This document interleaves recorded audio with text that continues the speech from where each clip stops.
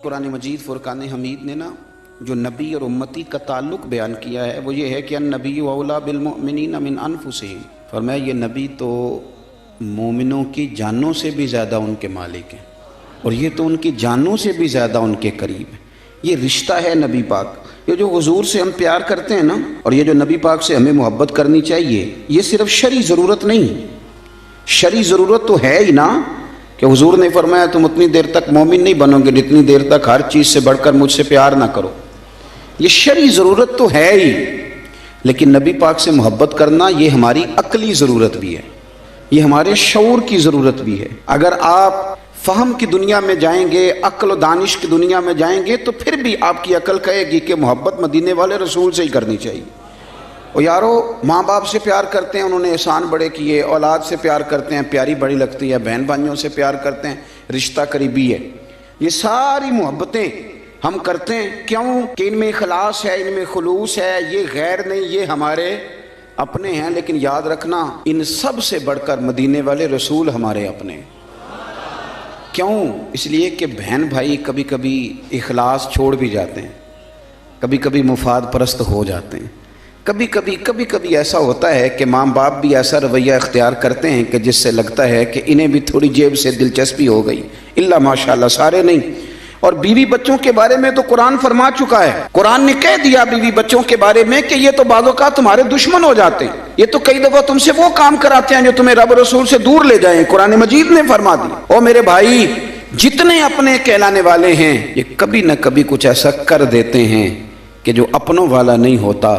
एक ज़ात है मदीने वाले महबूब की, एक ज़ात है तेरे और मेरे रसूल की कि जिन्होंने करम ही फरमाया है, जिन्होंने फजल ही फरमाया है, जिन्होंने रहमत ही फरमाई। और नबी पाक सल्लल्लाहु ताला अलैहि वसल्लम फरमाने लगे, मेरे गुलामों सुनो, मेरी और तुम्हारी मिसाल तो गोया इस तरह है कि जिस तरह किसी आदमी ने आग जलाई थी तो पतंगे उसमें गिरने लगे थे और वो उनको बचाता था, पीछे हट जाओ, पीछे हट जाओ, ये आग है। फरमाया तुम भी जहन्नम की आग की तरफ गिरते हो और मैं तुम्हें सीना बंद से पकड़ पकड़ के खींचता हूँ और इधर ना जाना जल जाओगे, इधर ना जाना तकलीफ में आ जाओगे, मैं तुम्हें खींचता हूँ।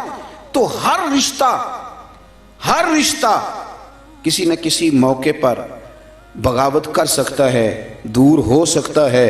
वो मदीने वाले महबूब की ज़ात है। ज़िंदगी संवारने का सलीका भी दिया, सारे कब्र में छोड़ के आ गए और जब आंख खुली तो जलवा वद्दुहा निगाहों के सामने मौजूद था। ये सिर्फ ज़ाते मुस्तफ़ा है, सिर्फ ज़ाते मुस्तफ़ा है, फ़कत ये हुजूर की ज़ाते वाला सिफ़ात है कि मेरे भाई मेज़ान अमल पे गए तो मदीने वाले वहाँ भी मौजूद, पुल सिरात पे गए तो हुजूर वहाँ भी मौजूद, अगर हौज़े कौसर पे गए प्यासे होके तो हुजूर वहाँ भी मौजूद। गोया जहाँ जहाँ ज़रूरत पड़ी, जहाँ जहाँ मजबूरी हुई, कई अपने कहलाने वाले मजबूरियों में हट गए, लेकिन दुनिया की परेशानी से लेकर कब्र की परेशानी तक और कब्र की आजमाइश से लेकर जहन्नुम की परेशानी तक जो हस्ती हमारे साथ साथ रहेगी वो हमारे आका और मौला मदीने वाले महबूब सल्लल्लाहु अलैहि वसल्लम की। इसलिए अकल का भी तकाजा है कि जिन्होंने कहीं साथ नहीं छोड़ना उनसे प्यार किया जाए। हर जगह जिन्होंने साथ रहना है, जिन्होंने मोहब्बत को निभाना है, उनका कभी भी दामने करम ना छोड़ा जाए।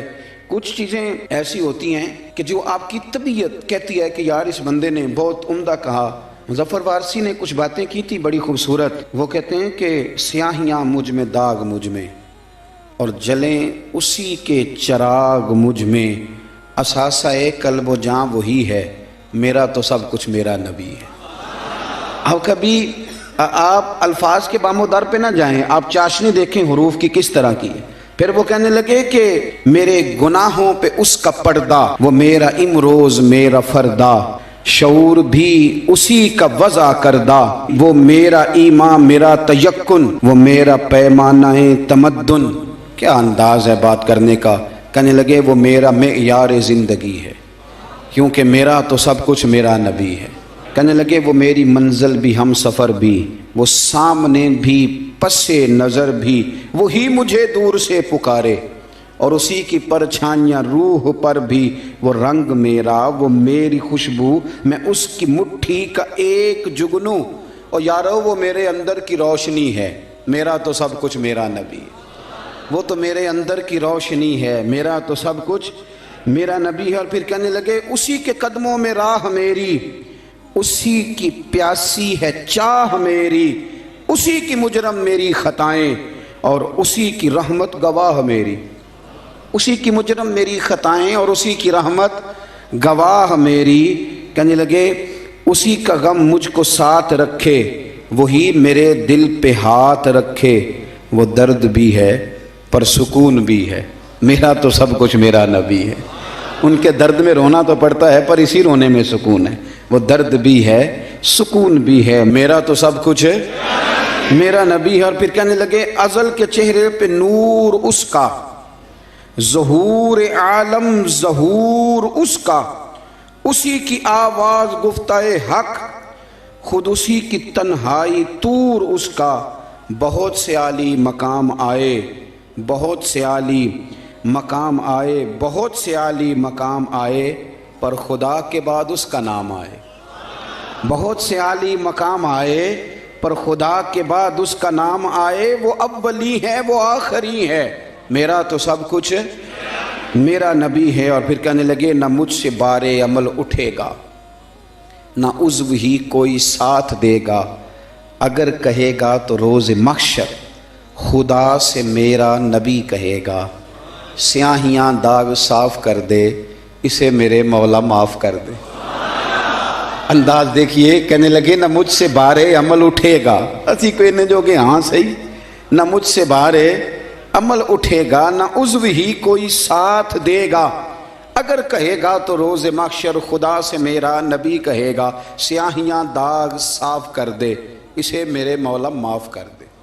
کیونکہ یہ میرا عاشق ہے وارسی ہے، تھوڑا سا مظفر وارسی سے معذرت کے ساتھ، یہ میرا عاشق ہے قادری ہے، میرا تو سب